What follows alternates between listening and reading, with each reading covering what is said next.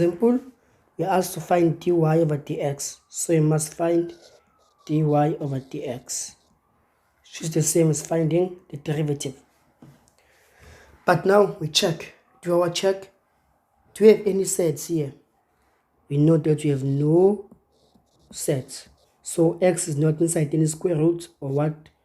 And then, do we have x in the denominator, like by fractions?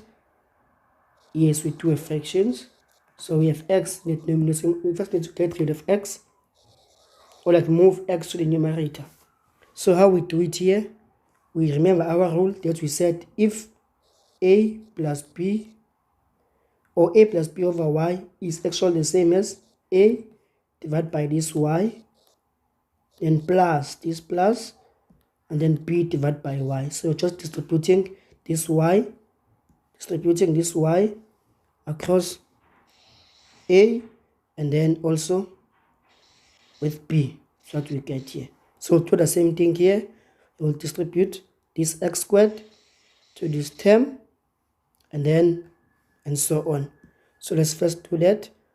So if first simplify, we still have y for now, because we're not yet deriving. So y is equal to, so we'll have 2x to the power of 10, but now divide by x squared. And then now we move to this term. We will have minus 3x to the power of 6, and now divide by x squared. Then we will have a plus 5 divided by x squared, just distributing our x squared across all the terms in the numerator, same as what we did here. Then we'll have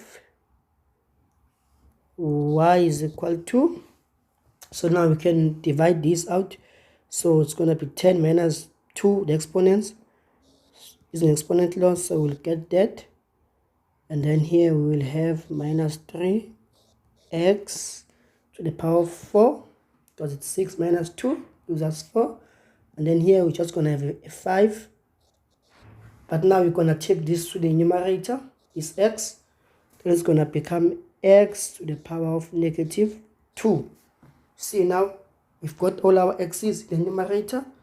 We've got no fractions involving x, no sets, so you can now derive. So you can now find dy over dx.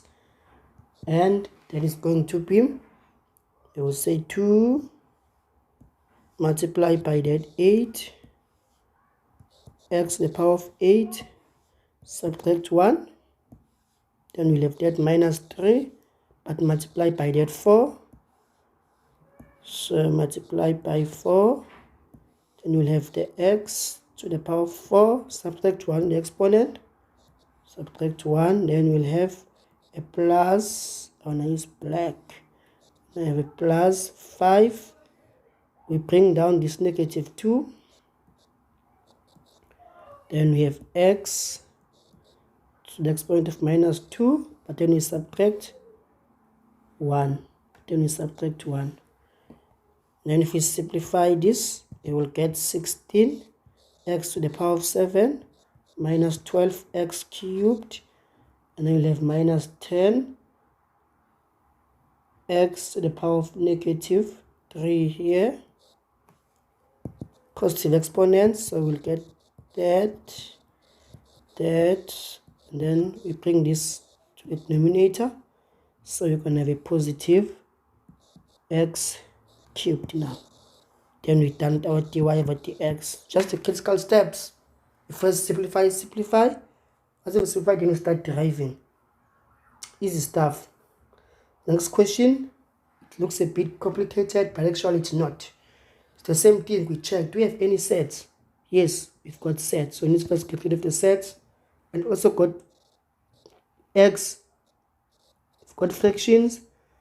Basically, we've got x in the denominator. So we first need to simplify this before we can derive. So we're going to have gx for now because we're still simplifying.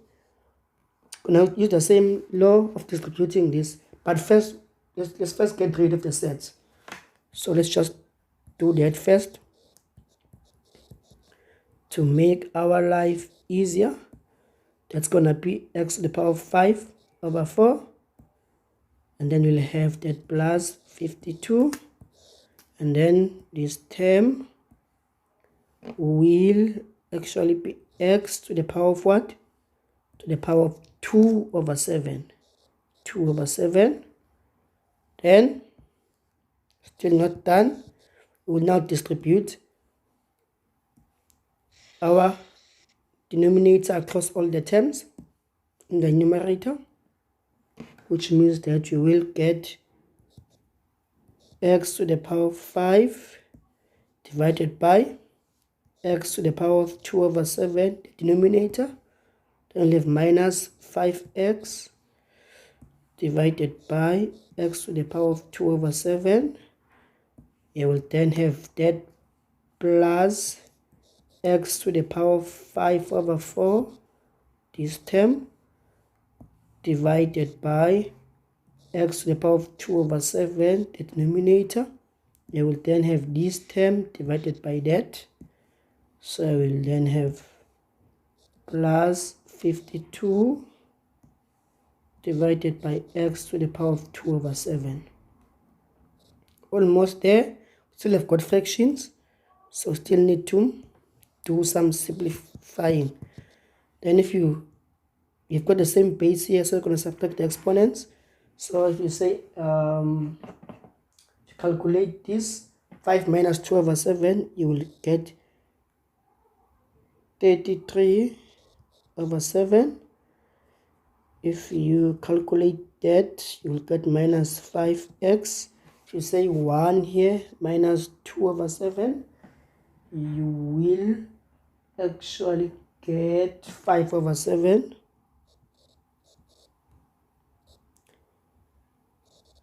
And then, okay, it might be not clear. Oh, I want to erase this. So we said it's going to be 5 over 7. Then if we say 5 over 4 minus 2 over 7, you will get 27 over 8. So we'll get plus x to the power of 27 over 8. And then here, the last term, we're going to take this x to the numerator. Then the sign of the exponent will change to be negative now. Now it will be x to the power of negative 2 over 7. We're happy now. We've got no sets. Our x has no fractions. I mean that our x is not in the, our x is in the numerator and now not that denominator. So we can now start deriving. So now we can find g prime at x. You will just be multiplying these. So bring this 33 over 7 down. Then you have that x. Then you subtract 1. Do the same thing here. You bring that 5 over 7 down here. Then you subtract 1. Do the same thing here. We bring down that 27 over 8.